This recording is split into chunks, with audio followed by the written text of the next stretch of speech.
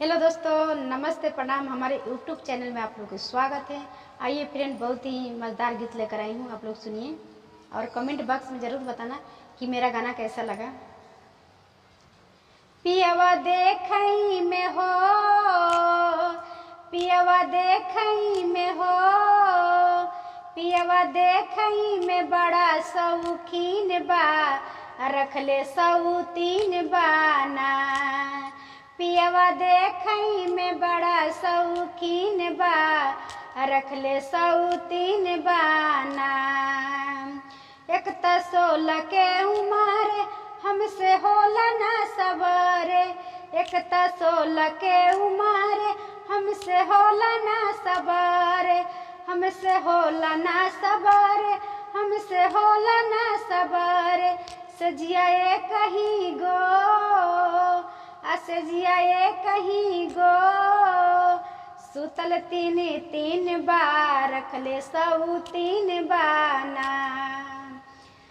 सजिया कहीं गो, सुतल तीन तीन बार, रखले सौतीन बाना।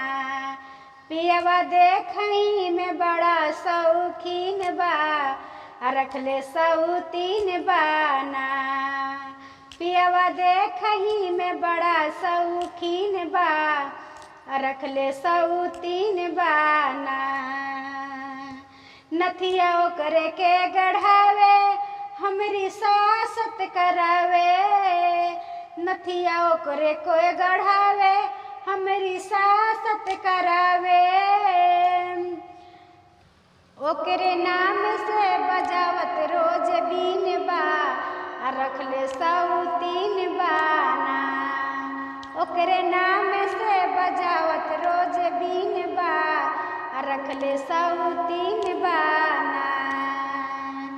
पियवा देखई में बड़ा शौकीन बा, रखले सौतीन बाना।